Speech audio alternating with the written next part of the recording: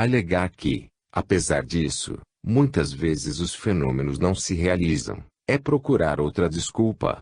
Se os fenômenos não se realizam, alguns dos elementos necessários devem estar faltando.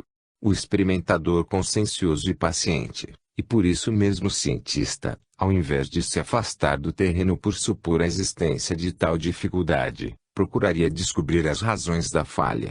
Pois é evidente que até mesmo nas reações químicas mais comuns não podemos desprezar os elementos indicados, e que a simples deterioração de um desses elementos poderia impedir a produção do fenômeno. No tocante à alegação de que o misticismo do médium ou dos componentes do grupo a que ele pertence impede a aplicação dos métodos científicos, é também absolutamente desprovida de razão. Os fatos já relatados, os trabalhos realizados por grandes cientistas, demonstram o contrário. E seria mais ou menos como afirmar que o espírito místico do povo impediria a aplicação de métodos científicos no estudo de casos religiosos, das manifestações de histeria, das chamadas auras milagrosas e dos fenômenos de estigmatização. A verdade é bem outra. Muitos médiuns não possuem esse espírito místico e religioso. O Dr. Luiz Parigotes de Souza, médico paranaense, um dos maiores médiuns de efeitos físicos e de voz direta já conhecidos no Brasil, tinha dúvidas a respeito da existência de Deus e manifestava algeriza pelas manifestações religiosas, segundo o testemunho dos jornalistas Odilon Negran, Wandique Freitas e outros, que com ele privaram. Não obstante, foi esse médium quem, através de suas poderosas faculdades, convenceu o Dr. Osório César, anatomopatologista do Hospital de Juqueri, em São Paulo, de que o seu trabalho, Misticismo e Loucura, contra o Espiritismo, estava errado nas premissas e nas conclusões. Outro médium, ainda jovem, residente em São Paulo, José Correia das Neves, conhecido por Zizinho, possuidor de faculdades semelhantes, não tem podido ser suficientemente estudado em virtude mesmo da sua falta de firmeza e de orientação no terreno religioso. Fosse ele um dos místicos a que se referem os inimigos do espiritismo, e talvez se submetesse mais facilmente, sem tanta relutância, a experiências sistemáticas. Há outros que, muito religiosos, nem por isso se esquivam a trabalhos científicos. É evidente também que nenhum verdadeiro cientista alegará como motivo de impossibilidade para a realização de estudos o fato de alguns médiuns se mostrarem arredios e esquivos. O papel da ciência é justamente o de superar todas as dificuldades opostas pela natureza às suas investigações. A terceira série de alegações procede de poucos cientistas e de muitos clérigos.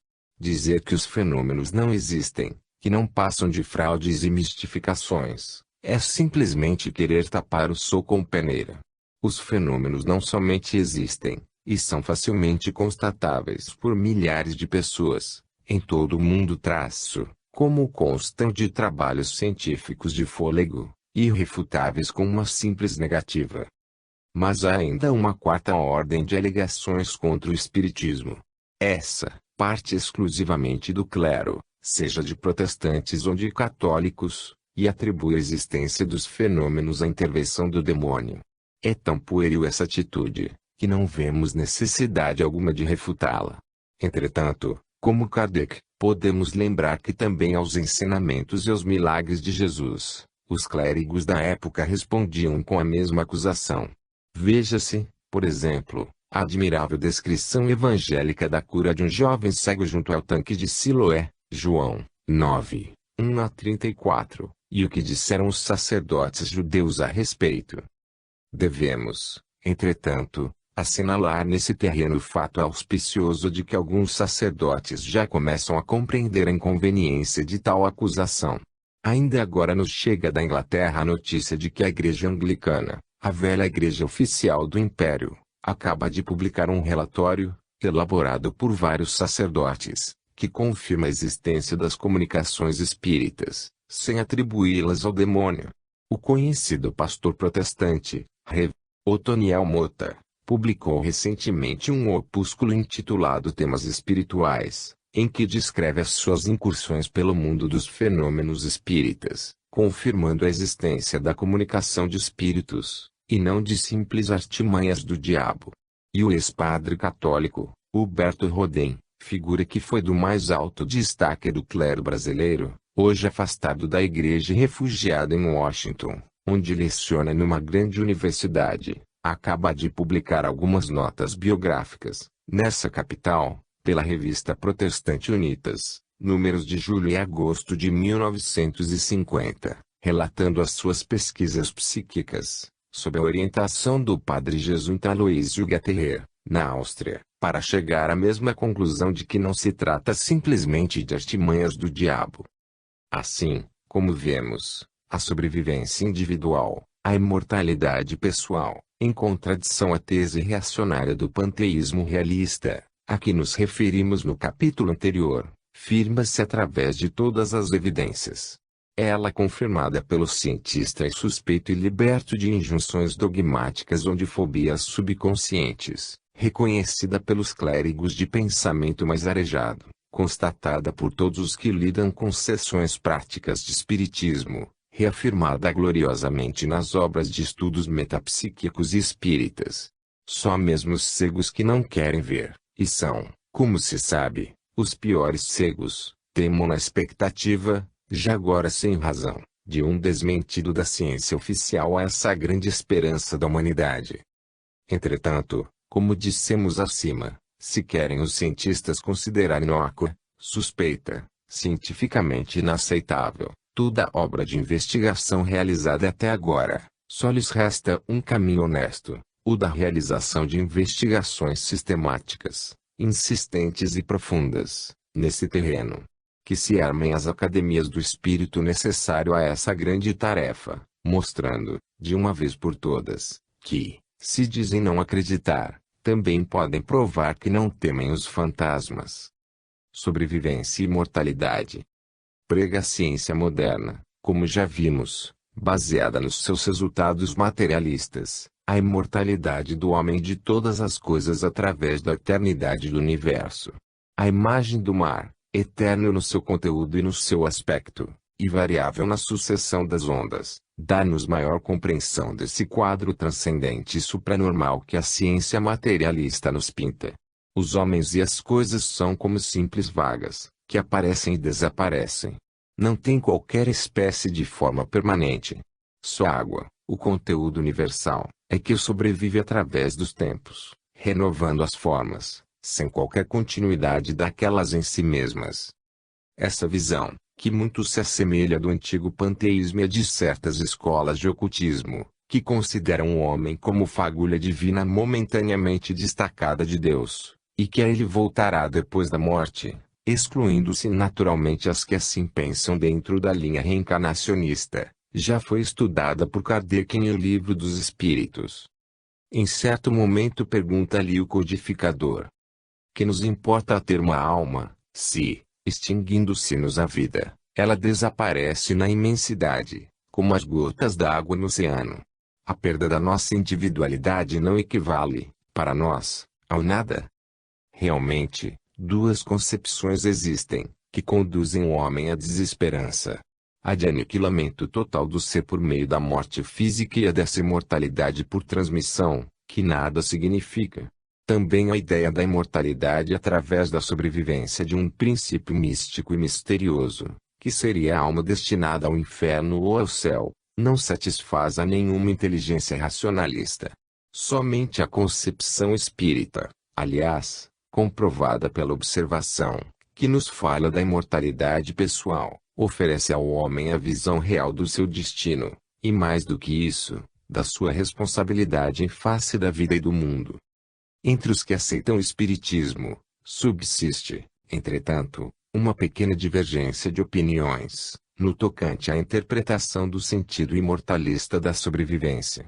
Provamos, através das comunicações e dos fenômenos espíritas, a sobrevivência do homem.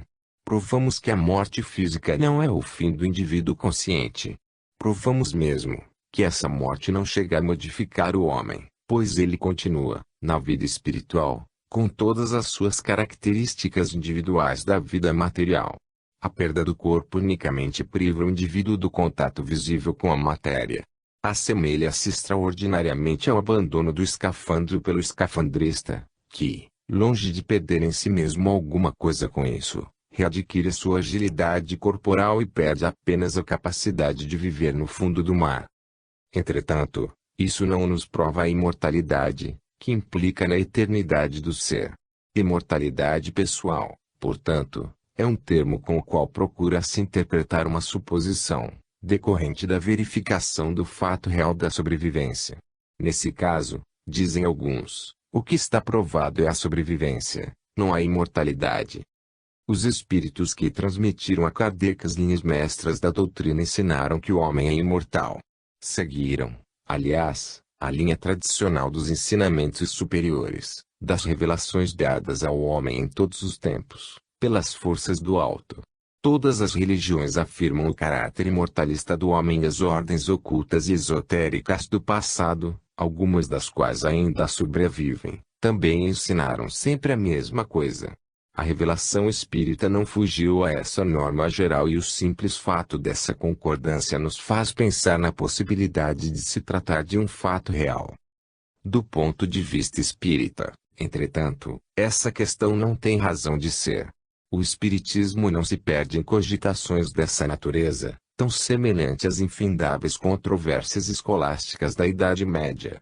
Se não temos recursos para investigar a possibilidade dessa coisa que mal podemos compreender, a imortalidade, que equivale à eternidade, como poderemos manter discussões estéreis a respeito? Basta-nos, evidentemente, saber que há sobrevivência.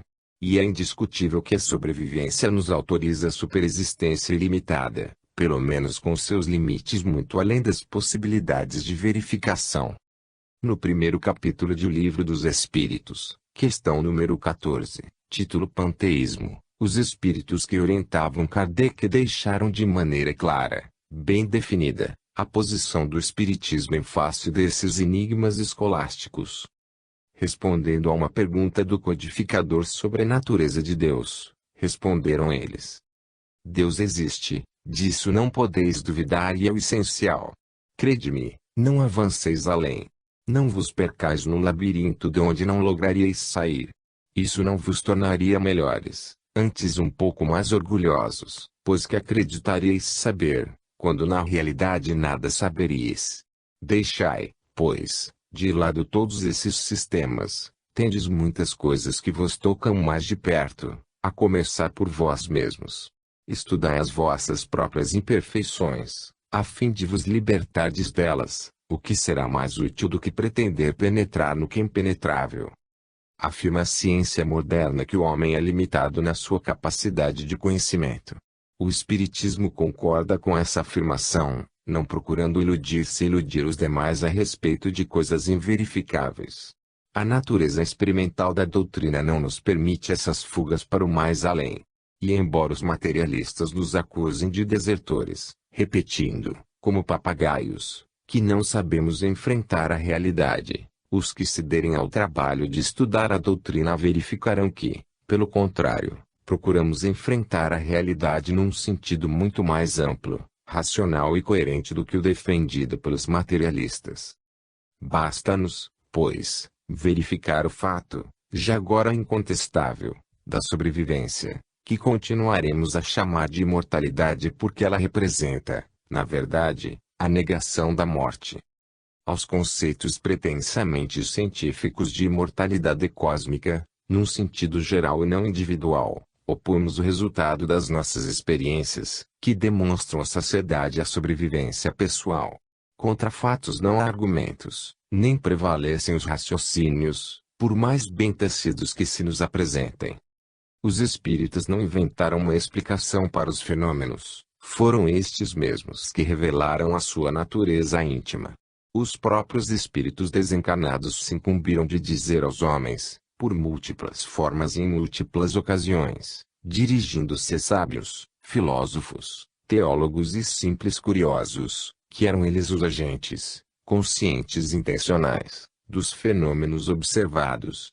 Eles mesmos se incumbiram de provar que não eram entidades misteriosas, pertencentes a qualquer escala desconhecida de seres infernais ou celestiais, mas simplesmente as almas daqueles que haviam morrido. Nossa crença na imortalidade pessoal não se baseia, pois, em suposições, mas em fatos concretos, mil vezes repetidos e comprovados, e cuja ocorrência jamais se interrompeu na face da Terra. A essa convicção, que podemos sem a menor dúvida chamar de científica, pretendem alguns eruditos de hoje opor, em nome da própria investigação científica, o absurdo da imortalidade cósmica, através dos elementos naturais e da sua constante transformação. Não se baseiam, para isso, em nenhuma experiência demonstrativa. Partem apenas da base frágil das suposições, e mais espantoso é que, defendendo os métodos científicos, não se lembram de que toda teoria contraditada pelos fatos não pode subsistir. Uma das teses mais recentes e perigosas é a de que a imortalidade individual contradiz o princípio da evolução geral. Afirma-se isso com foros de grande e profunda verdade, com intenção evidente de fechar a porta, de uma vez por todas, a qualquer tentativa de esclarecimento do assunto. Mas temos o direito de perguntar ainda que os motivos dessa contradição, e de afirmar justamente o inverso do que pretendem dizer os defensores ilustres desse ponto de vista. Para isso, não precisamos de silogismos de espécie alguma. Basta nos lembrar que toda a evolução das coisas, ao nosso redor e nas imensas extensões do universo conhecido, se processa através de um único método, firmado pela natureza em toda parte, sem exceção, o da evolução individual. Evoluem os espécimes, para que evolua a espécie. Evoluem os homens, evoluem os povos, uns se adiantando aos outros para que evolua a humanidade. Evoluem os elementos, para que evolua a Terra. Evoluem os mundos no espaço para que, certamente, evoluam os sistemas planetários e o próprio cosmos. Por que estranha razão, mais uma vez encontramos o pensamento humano deslocado da ordem geral, no momento em que tem de encarar o problema da própria evolução. Por que misterioso motivo a evolução individual, unicamente no tocante ao problema da sobrevivência, teria de contrariar o princípio da evolução geral? Mistérios, ou melhor, delícias da caturrice humana. Do empirismo à ciência. Até o aparecimento do espiritismo em forma de doutrina filosófica, bem definida, apoiada num sistema científico de observação, de pesquisa e de experimentação, as questões relativas à sobrevivência do homem e ao seu destino no além-túmulo pertenciam exclusivamente ao empirismo. E nem se poderia esperar outra coisa, de um mundo que estava saindo inteirinho do empirismo, e que mal começara a trilhar, com Galileu, o terreno das ciências positivas. Sem medicina, até Claude Bernard, a clínica se fazia ao sabor de velhos tabus e sistemas quase instintivos, como se desejar que, em matéria muito mais sutil, difícil e complexa, como a ciência do espírito, pudessem os homens se ter adiantado mais rapidamente. O espiritismo abriu a primeira picada no matagal cerrado das superstições, derrubando a golpe de bom senso, como diz o poeta leproso Jesus Gonçalves, os tabus do velho misticismo imponente, enclausurado nas igrejas dominantes. Graças a ele, ao formidável surto de fenômenos que se verificou por toda parte, na ocasião do seu aparecimento, como os rubores do horizonte e a brisa matinal aparecem no momento de raiar o sol, foi possível, embora com as maiores dificuldades, um rápido avanço nesse terreno. O ambiente, aliás, já estava preparado, através das lutas cada vez maiores e mais sérias contra a dominação clerical e as absurdas imposições de uma crença destituída de qualquer base racional. As igrejas estavam, na verdade, vacilando nos seus alicerces seculares, incapazes de resistir à investida arrasadora do raciocínio científico, que parecia destinado a desnudar por completo as formas mumificadas da religião, mostrando-as ao povo na hediondez de sua esterilidade e de seu artificialismo de sarcófago. Kardec, o bom senso encarnado, compreendeu prontamente o alcance da tarefa que os espíritos lhe depositavam nas mãos. Ele ia enfrentar o mundo, ia enfrentar todo o convencionalismo da época, desde os mais velhos sistemas da liturgia religiosa, até os mais modernos princípios afoitamente proclamados pelo materialismo nascente. Cabia-lhe uma luta gigantesca, tinha ele de enfrentar, em campo raso, sem auxílio de uma única fortificação, o exército dos padres, dos cientistas, dos filósofos, dos jornalistas e escritores, dos intelectuais e dos crentes, o bombardeio dos púlpitos, das cátedras e das tribunas. Mas era preciso enfrentar a tarefa, não havia por onde fugir. Como Galileu, ele havia tocado fundo o mistério, sabia que as mesas giravam e sabia por que o faziam. Como Pasteur, ele tinha visto a ação física, discreta, concreta, dos agentes invisíveis. E contava, além disso, com o auxílio dos companheiros espirituais, sempre dispostos a ampará-lo e esclarecê-lo. Foi por isso que, sem nenhuma espetacular atitude de vidente ou predestinado, sem qualquer encenação oracular, o sereno professor de pedagogia iniciou o seu trabalho, na cidade de Paris, centro do mundo e da cultura, que ele transformaria, para escândalo dos judeus, como diria Paulo, em quartel-general do Espiritismo. No seu pequeno livro O que é o Espiritismo, Kardec revela a natureza da doutrina e mostra-nos mais uma vez a firmeza e a serenidade da sua atitude, dizendo claramente que o Espiritismo não veio ao mundo para se transformar num sistema novo de religião ou se constituir numa nova igreja. O Espiritismo, diz ele, é ao mesmo tempo, ciência experimental e doutrina filosófica. Como ciência prática, tem a sua essência nas relações que se podem estabelecer com os espíritos. Como filosofia, compreende todas as consequências morais decorrentes dessas relações. Pode ser definido assim: o Espiritismo é uma ciência que trata da natureza, origem e destino dos espíritos, bem como das suas relações com o mundo corporal. Assim definida a natureza da doutrina, Kardec reafirmava que não pretendia convertê-la numa escola religiosa. As religiões estavam ameaçadas e tinham o flanco descoberto. Que podiam elas opor aos ataques arrasadores do racionalismo a todos os seus dogmas, cânones e sacramentos? Como se desvencilharem da acusação de que não eram outra coisa senão as antigas superstições tribais revestidas de aparatos modernos? O Espiritismo surgia como tábua de salvação para todas elas. Era o meio de que elas podiam se servir para justificar racionalmente os seus velhos princípios, e mais do que isso, maravilha! Para demonstrar cientificamente, objetivamente, experimentalmente, aos homens dera científica a existência da alma, a realidade demonstrável da sobrevivência. Demonstrado isso, estavam salvas as religiões. Provada a existência da vida depois da morte, quem se atreveria a negar a necessidade de um preparo do homem, nesta vida, para enfrentar depois os problemas da outra, quando se desvencilhasse do corpo material? Os homens de cultura desertavam dos templos. Apenas o povo, na sua simplicidade natural, continuava apegado, pelo coração, às velhas crenças. Mas esse mesmo povo começava a ser trabalhado profundamente por ideologias revolucionárias, que lhe ofereciam, em lugar de um paraíso depois da morte, outro paraíso, muito mais apetecível, nesta própria vida, aqui mesmo, na terra. Para que os homens cultos voltassem aos templos, era necessário que a religião lhes oferecesse arma nova, com que pudessem justificar a sua crença diante da zombaria dos novos profetas da razão. Para que o povo não se desviasse, era preciso mostrar-lhe que o paraíso, no espaço ou na terra, não se conquista por meros atos exteriores. Essas respostas, que as velhas religiões não possuíam, o Espiritismo trazia na palma da mão, como um anjo salvador. Mas, sim, havia um mas. Para que as religiões pudessem utilizar-se do Espiritismo, era também necessário que aceitassem uma modificação de atitude, em face dos problemas da razão. O Espiritismo nascia com características nitidamente racionais. As religiões eram ilógicas, irracionais, dogmáticas. Vacilaram, a princípio, mas terminaram, como a Igreja judaica diante do cristianismo nascente, recusando-se a mudar de atitude.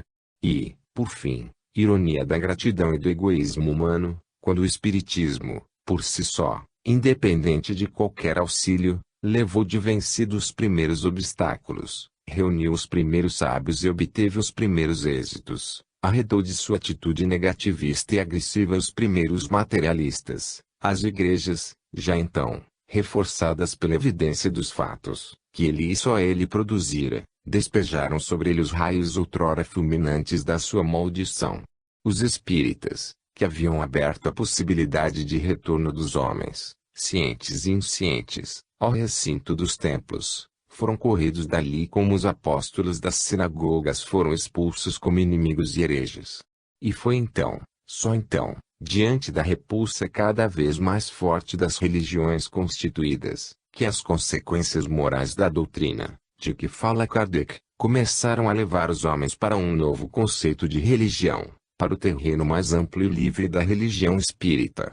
Esta não é, propriamente uma religião, no sentido clássico do termo, que implicaria organização sacerdotal, sistema litúrgico e sacramental, mas é religião no sentido natural do termo, como norma espiritual de conduta humana.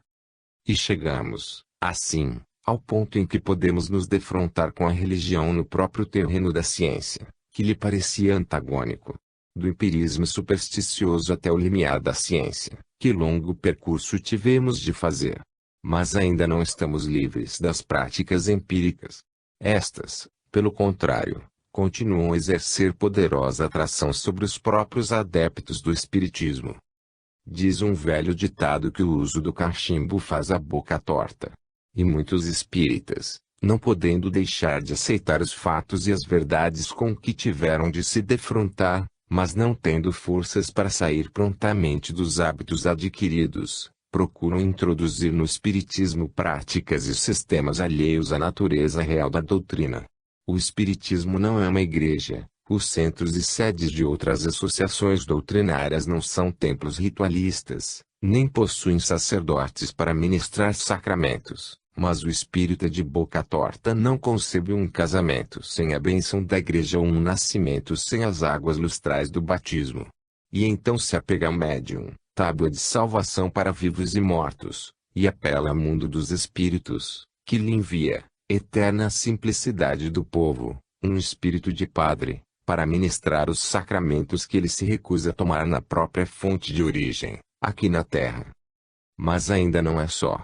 Alguns adeptos, inconformados com a simplicidade racional da doutrina, viciados ainda no transcendentalismo artificial das religiões ritualistas, procuram refúgio em outras concepções, que parecem mais vastas, mais profundas e mais ricas.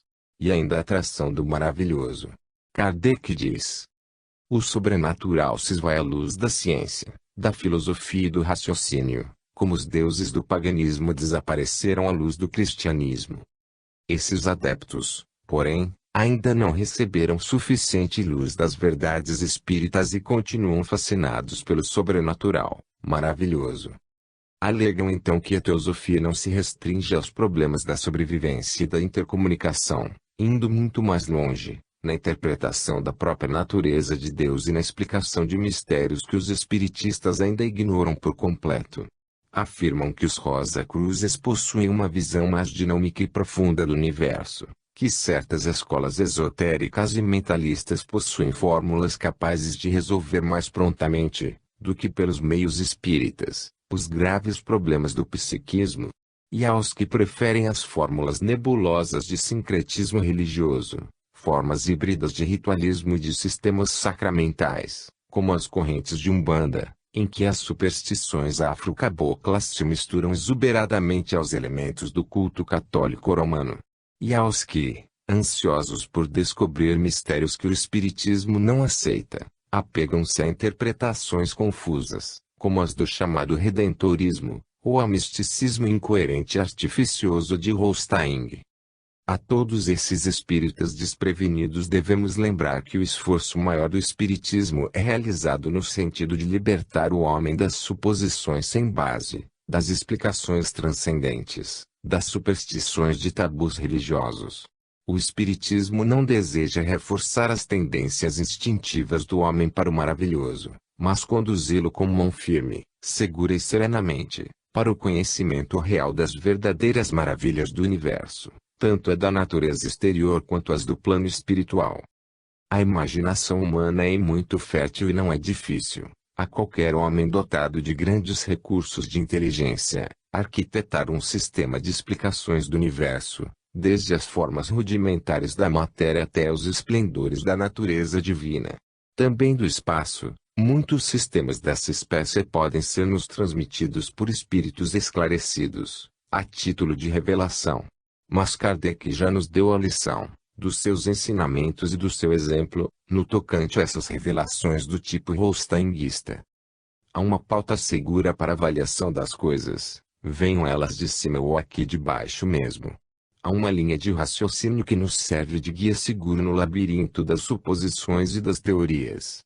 E há o critério científico de observação, de comparação e de análise, que deve presidir ao trabalho do homem no terreno espiritual, como em qualquer outro. Por isso mesmo, no campo da religião, domínio aberto do empirismo e do maravilhoso, o Espiritismo nos oferece o antídoto da fé raciocinada, verdadeira vacina contra os exageros místicos e chave de controle para o desenvolvimento equilibrado da era da intuição, da qual se aproxima a humanidade.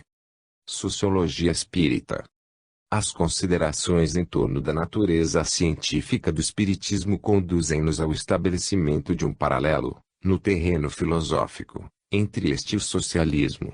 De fato, embora divergindo nas suas manifestações e nos seus objetivos, tanto o ideal socialista quanto o espírita fizeram uma trajetória semelhante, através das interpretações empíricas, a caminho da objetivação científica. E juntos chegaram, na mesma época, à maturação desejada. Em 1848, Marx e Engels lançavam um manifesto comunista e, logo depois, o Capital dividia definitivamente as águas, firmando a era do socialismo científico, em contradição ao socialismo empírico e ao utópico. Em 1857, Kardec lançava o Livro dos Espíritos, iniciando decisivamente a era do espiritualismo científico. Por analogia, poderíamos classificar de utópico o espiritualismo das escolas teológicas, esotéricas e ocultistas, que continuam a proclamar os seus princípios, até mesmo como superiores, mais elevados e mais espirituais do que os do espiritismo, que consideram excessivamente submetido às injunções dos sentidos físicos do homem. Teríamos assim uma fase que chamaríamos de espiritualismo empírico, decorrente das experiências psíquicas do homem primitivo, dando origem às religiões mais antigas, pejadas de superstições e de tabus simplesmente grotescos. Depois a fase utópica, onde já se esboçam as tentativas racionais, no estabelecimento de sistemas filosóficos, e, por fim, a fase em que nos encontramos, do espiritualismo científico, que já não se satisfaz com as simples indagações do pensamento, penetrando de maneira decisiva o terreno de experimentação. É interessante notar que essa coincidência de datas no aparecimento do socialismo científico e do espiritismo colocam praticamente a humanidade em face de uma nítida encruzilhada. Dois caminhos bem delineados, precisos, claros em seus contornos, se abrem no mesmo instante aos olhos do homem do século XIX. Resta-lhe apenas escolher qual dos dois trilhará no século futuro. E os fatos nos mostram, já agora, em meados do século XX, que a humanidade se arrastou, por 100 anos, vacilante, numa caminhada indecisa, embaraçada nos seus preconceitos e nos seus prejuízos, sem se definir por qualquer dos dois.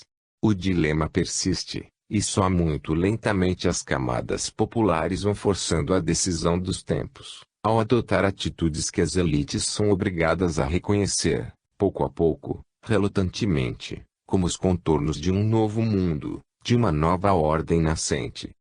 No seu magnífico trabalho, Cristo e o Comunismo, o reverendo Stanley Jones considera o marxismo como o chicote do templo, usado para espantar os vendilhões. A humanidade, não querendo aceitar os princípios de fraternidade universal do cristianismo, em todas as suas consequências, encontra-se sob a vergasta da força e da violência, tangida dessa maneira, para uma nova ordem mundial. Entretanto, o direito de opção nunca se esgota. O prazo é eterno. Se o homem, Antes que o chicote marxista o atinja em toda a extensão do corpo universal, quiser ainda atender ao apelo do espírito e optar pelo caminho da espiritualidade, certamente encontrará os elementos de que necessita para a efetivação desse desejo.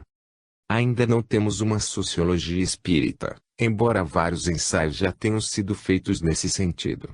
A luta do espiritismo, até o presente, para vencer o materialismo e os preconceitos religiosos, a sua imensa batalha sem quartel, travada em toda parte, ainda não permitiu aos espiritistas o tempo e as condições necessárias para a concentração de esforços nesse sentido. No capítulo 8º de Livro dos Espíritos, de Kardec, e no seu artigo sobre as aristocracias, publicado em obras póstumas, já podemos vislumbrar alguma coisa do que poderemos chamar, no futuro, de sociologia espírita. Emmanuel, no livro Consolador, psicografado por Francisco Cândido Xavier, declara, em seu capítulo 1º, número 59, que o espiritismo é o grande iniciador da sociologia. E por mais estranho que isso pareça, principalmente aos sociólogos dos nossos dias, a verdade é que a sociologia só pode ter início com a interpretação dos problemas sociais à luz dos princípios imortalistas do Evangelho do Cristo.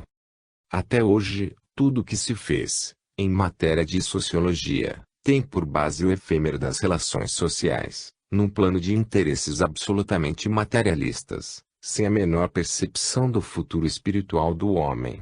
Fora disso, a chamada sociologia cristã não passa de um aglomerado de conceitos escolásticos, sem nenhuma relação com os princípios vivos do todo social, formado de espíritos e corpos interligados, que se revezam nas encarnações sucessivas. Os princípios da sociologia espírita encontram-se, pois, nas próprias páginas do Evangelho, resumindo-se no ensinamento amai-vos uns aos outros. Isto há de parecer utopia para os homens materialistas, que não creem na força da verdade, na influência dos grandes princípios sobre a mente humana e principalmente naquilo que podemos chamar o sentido da vida. Mas as leis do progresso conduzirão o mundo, fatalmente, a esse estágio superior da civilização. E a tarefa do espiritismo, no momento, não é outra senão a de estabelecer as bases profundas e sólidas desse novo mundo, em que florescerá a verdadeira civilização cristã, perfeito reverso desta civilização materialista, antifraterna e anti-evangélica, a que os homens, por ironia, dão um falso rótulo de cristã.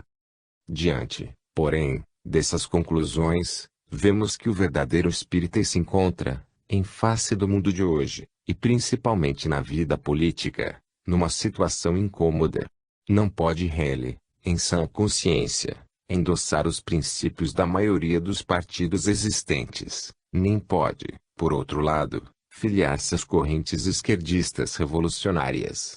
Se uns se apegam ao individualismo capitalista, que a tudo corrompe e desvirtua, os outros se escravizam a princípios materialistas, que lhes viciam a origem. Como cidadão, entretanto, o espírita tem o direito e o dever de intervir na vida civil do seu país, de participar dos pleitos eleitorais, tanto votando como sendo votado. Para muitos espíritas, essas dificuldades não existem. Eles conseguem separar inteiramente os deveres sociais dos deveres individuais, conseguem dividir a sua vida em duas partes distintas e não veem por que, num mundo de tantas incoerências, somente o espírita deva ser coerente consigo mesmo em todos os momentos da vida. Para os que, porém, costumam encarar as coisas com seriedade e compreendem que o espiritismo é norma de vida para o indivíduo e para a coletividade, sem qualquer possibilidade de divisões artificiais, o problema da política se transforma num dos mais complexos e de mais difícil solução. Não podemos, evidentemente, transformar o movimento espírita num partido político, segundo a solução alvitrada por muitos confrades. Não podemos, também, fundar um movimento político à margem do espiritismo, com a finalidade de arregimentar os espíritas, segundo pensava o próprio Conan Doyle. O espiritismo tem uma função, que já definimos, antes de profundidade do que de superfície. Ele precisa trabalhar o coração dos homens, e a sua derivação para as competições políticas embaraçaria ou prejudicaria de vez a execução dessa tarefa divina. Por outro lado, a dispersão dos espíritas pelos vários partidos políticos equivale a uma demonstração de incoerência, a uma falta de objetivo político e social na própria doutrina. Como solucionarmos essas dificuldades? Alvitram alguns confrades que o espírita se alheie por completo dos movimentos políticos, restringindo-se ao cumprimento do seu dever de votante. Mas o ato de votar é também uma definição de atitude, uma tomada de posição, uma opção, enfim. E não é da natureza humana que um ato dessa espécie possa se processar com alheamento, como uma pedra que caísse no vácuo, desligada de qualquer impulso. O votante chega até as urnas impulsionado por reflexões que teve de fazer, por decisões que tomou, e depois das urnas aguardará com ansiedade mais ou menos intensa, mas sempre presente, o resultado do pleito. Criaríamos uma ilusão anti-espírita, se acreditássemos na possibilidade dessa abstenção política, alvitrada por alguns confrades, em diversas ocasiões. Na tese que oferecemos ao primeiro Congresso Espírita de Alta Paulista, realizado em Marília, no ano de 1947, e que foi aprovada em plenário, sendo depois publicada na Revista Internacional do Espiritismo, de Matão, e em folhetos, sob o título de O Reino, propusemos a organização de um movimento amplo, sem qualquer sentido sectarista, envolvendo espíritas e não espíritas, com a finalidade de implantar na Terra os princípios do Reino de Deus. Esse movimento, porém, não seria um partido político, nem poderia se converter em tal coisa. Aliás, para se libertar dos partidos, ele teria de se bater, desde o início, pelo registro dos candidatos livres, em todas as eleições. E enquanto não conseguisse esse objetivo, desenvolveria um trabalho persistente de esclarecimento dos eleitores, de maneira a livrá-los da exploração política e da demagogia partidária. Parece-nos, ainda hoje, que essa seria uma solução, ou pelo menos um princípio de solução, talvez com alguns acréscimos ou modificações. Por exemplo, permitindo-se ao movimento do Reino o direito de incluir candidatos em várias legendas partidárias onde aceitar que alguns candidatos a ele se filiassem, com o fim de defender seus objetivos. A princípio, essa atitude nos parecia excessivamente perigosa, num mundo em que todo e qualquer contato com o escorregadio terreno do partidarismo político ameaça a integridade moral do cidadão ou da agremiação a que pertence. Ultimamente, porém, tantas e tamanhas têm sido as influências perigosas exercidas pela política, as fascinações do partidarismo político, sobre os espíritas e as suas agremiações, e sobre todas as demais correntes do pensamento religioso, que estamos dispostos a aceitar essa solução.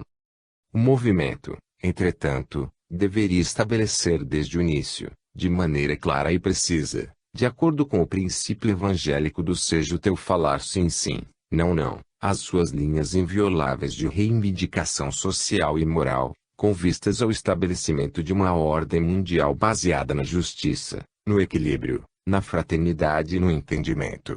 Teria de ser um movimento socializante, contrário ao individualismo capitalista. E poderia começar pelo estabelecimento de um sistema cooperativista de natureza cristã, cujas unidades seriam as pedras fundamentais da nova ordem econômica. Contra a interpretação materialista da história, ofereceria a espiritualista, contra a pregação da violência, como o único processo possível de transformação social, ergueria os princípios evangélicos da não-violência, contra a formação da chamada consciência de classe, tão grata ao marxismo quanto ao capitalismo, pregaria e trabalharia pela criação da consciência humanística, superior a todas as limitações de casta, classe, seita ou raça.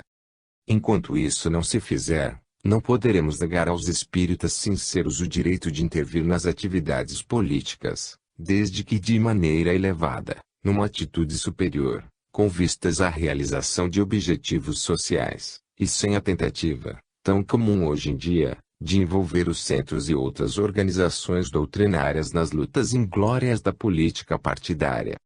Os espíritas iniciariam, portanto, e orientariam o movimento do reino, baseados na poderosa força da doutrina dos espíritos. Mas esse movimento não seria caracteristicamente espírita, mantendo suas portas abertas para todos os que, independentemente da crença nos princípios espíritas, aceitassem os seus objetivos sociais. E se muitos espíritas a ele não se filiassem, preferindo continuar envolvidos no partidarismo político, nem por isso o movimento estaria prejudicado ou diminuído. Espiritismo e cristianismo. Partimos do sentido religioso do espiritismo, do seu aspecto de consolação e orientação para a vida terrena. Analisamos a sua posição em face de problemas fundamentais da religião, como a existência de Deus, que o espiritismo coloca em termos racionais e quase objetivos, e entramos no terreno da interpretação filosófica e da comprovação científica dos fenômenos que provam a sobrevivência da alma. Discutimos com os teólogos, os filósofos e os cientistas, mostramos a incoerência da posição atual da ciência em face dos seus próprios princípios e o caminho único que lhe cabe tomar, para a verdadeira solução do problema espírita. Analisamos ainda a posição filosófica da doutrina dos espíritos. A conclusão é que os seus postulados nos levam no terreno complexo da sociologia política e alvitramos uma solução para o trabalho social e político dos espíritas, no mundo de desvalorizações em que estamos vivendo. Resta-nos agora, antes das conclusões práticas e de tentarmos uma súmula do espiritismo em rápidos traços, focalizar alguns pontos de exegese teológica, pontos esses que têm servido de arma para o desvio do caminho espírita, de muitas almas sensíveis e impressionáveis, facilmente confundidas pelos sofismas clericais do catolicismo e do protestantismo. Não esmiuçaremos o problema histórico das acusações de satanismo, formuladas pelos clérigos de várias igrejas cristãs, porque, como vimos, esse problema se resolve à luz dos textos sagrados, ao mesmo tempo em que, hoje em dia, está perdendo sentido nos próprios meios clericais. Mas há outras acusações que devem ser estudadas. Entre elas, sobressai, a nosso ver, a que nega ao Espiritismo a natureza de terceira e última revelação cristã, elo final do conjunto bíblico, obra do Espírito da Verdade, do Paracleto, do Consolador prometido pelo Cristo. Desde as suas primeiras manifestações, os espíritos incumbidos de transmitir a Allan Kardec os princípios fundamentais da nova doutrina fizeram sentir a estreita relação existente entre a mesma e o cristianismo. O Espírito da Verdade foi o seu guia, e já em O Livro dos Espíritos, pedra fundamental da doutrina, vemos como se entranham espiritismo e cristianismo, de tal maneira, que separá-los seria produzir uma dupla mutilação. Há alguns espíritas que dizem o contrário. E sabemos que mesmo entre nós, no Brasil, houve, desde os primórdios da preparação do espiritismo, elementos que se diziam espíritas puros, ou seja, simplesmente espíritas, firmados nos princípios de O Livro dos Espíritos, sem nenhuma ligação com o cristianismo. Se, entretanto, nos dermos ao trabalho de ler aquele livro, veremos que essa atitude não passa de um dos muitos equívocos a que tão facilmente se entregam os intelectuais, mormente em face de doutrinas novas. O espírita não cristão pode se basear em tudo, menos em O Livro dos Espíritos, que é texto cristão, prosseguimento natural de um Novo Testamento, como este é do Verbo. Nos Estados Unidos e em alguns países da América Central se firmou há tempos um movimento de características regionalistas, que pretendia apresentar o espiritismo como doutrina americana, surgida e propagada na América. Rejeitava-se assim a codificação kardeciana, para tomar como base alguns estudos esparsos e elaborados na América. O espiritismo teria nascido, não em Paris, com o lançamento, a 18 de abril de 1857, de O Livro dos Espíritos, mas em Desville, nos Estados Unidos, a 31 de março de 1948, com o aparecimento dos fenômenos históricos da casa da família Fox.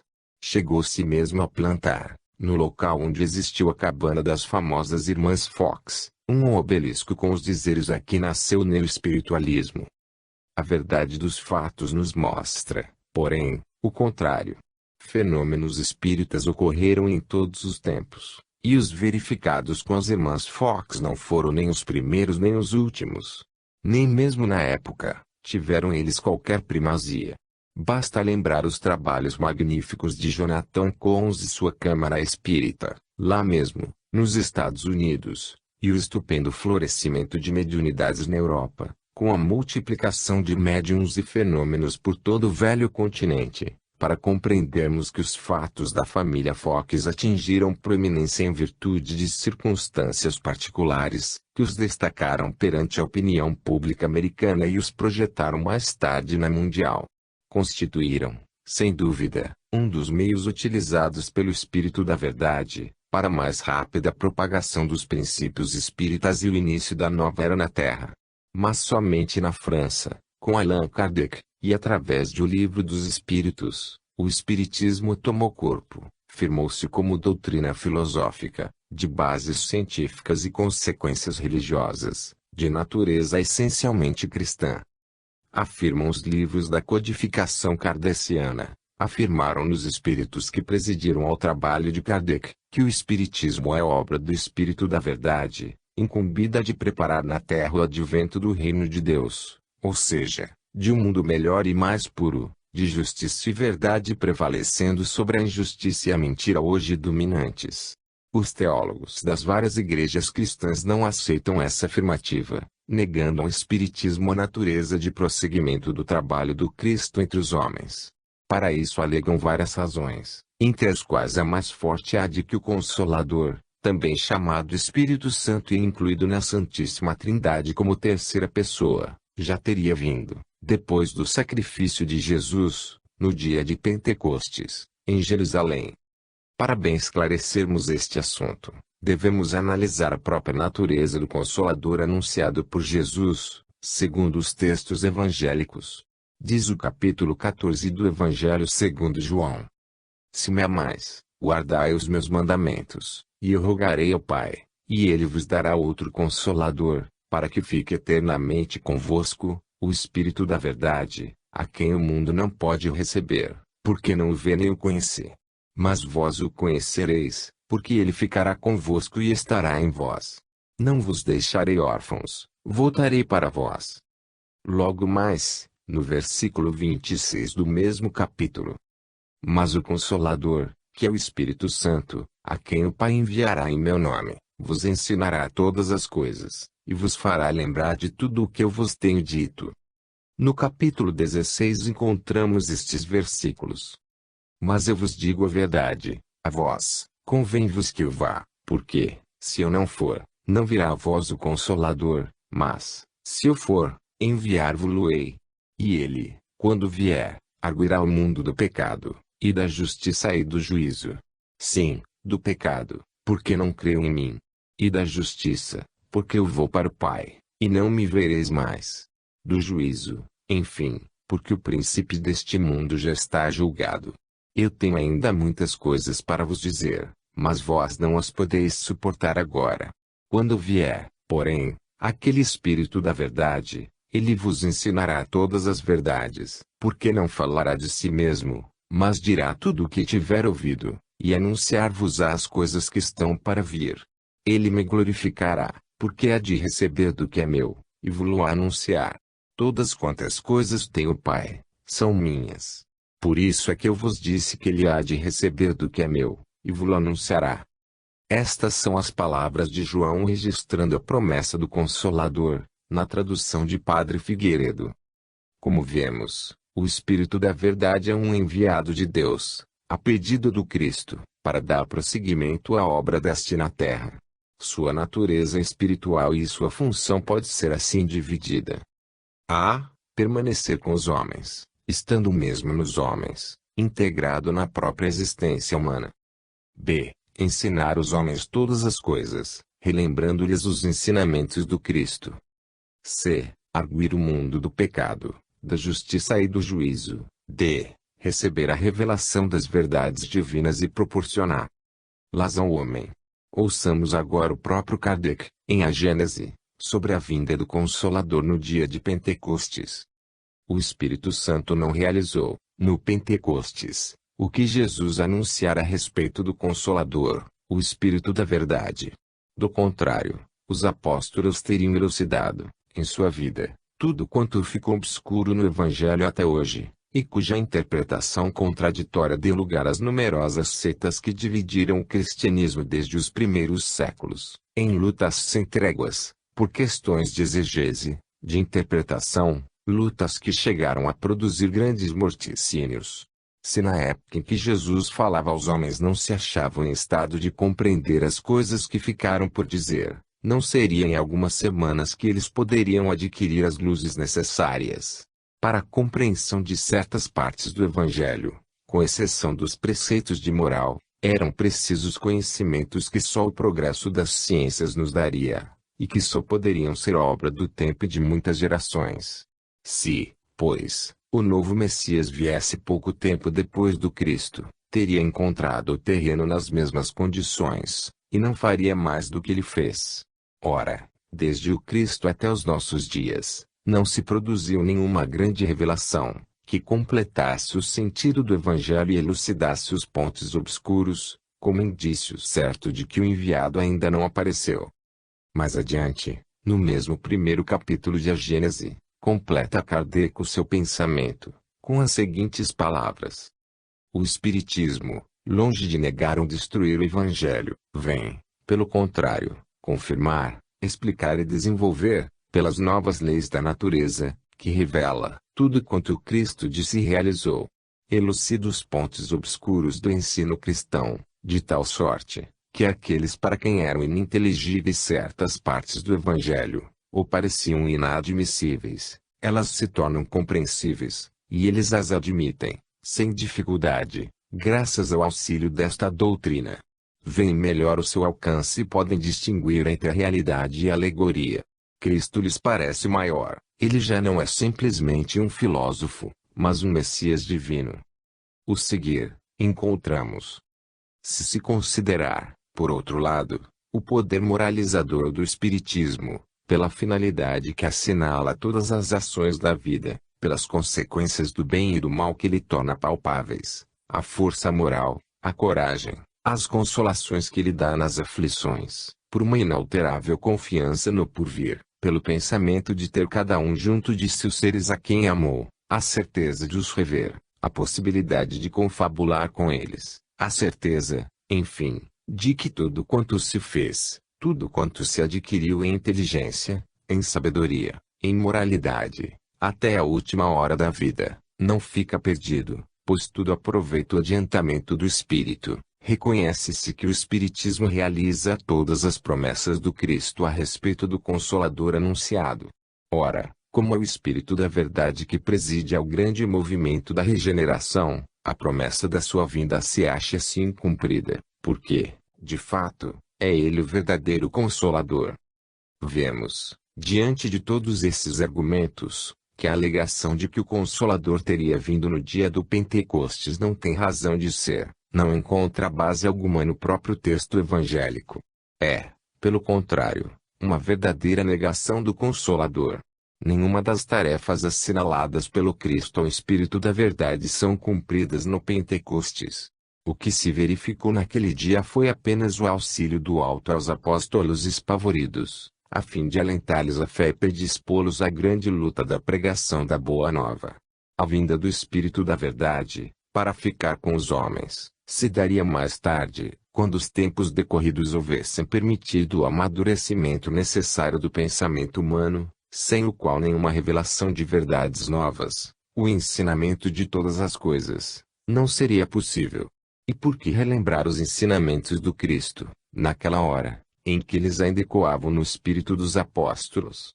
Só mais tarde, depois das deturpações teológicas, que fatalmente ocorreriam, como ocorreram, seria possível o restabelecimento anunciado pelo Cristo, e que hoje de fato se verifica, através do Espiritismo. Ouçamos ainda as palavras de Kardec, desta vez no capítulo 6 de O Evangelho segundo o Espiritismo. O Espiritismo vem no tempo determinado, cumprir a promessa do Cristo. O Espírito da Verdade preside ao seu advento, chama os homens à observância da lei e ensina todas as coisas, fazendo compreender aquilo que Jesus só disse em parábolas. Vemos assim respondidos os itens que estabelecemos acima, tratando das funções do Consolador. Resta-nos dizer que, graças aos princípios do Espiritismo, o Espírito da Verdade pode, realmente, não apenas permanecer entre os homens, mas integrar-se na carne, no pensamento, no espírito, na vida dos homens.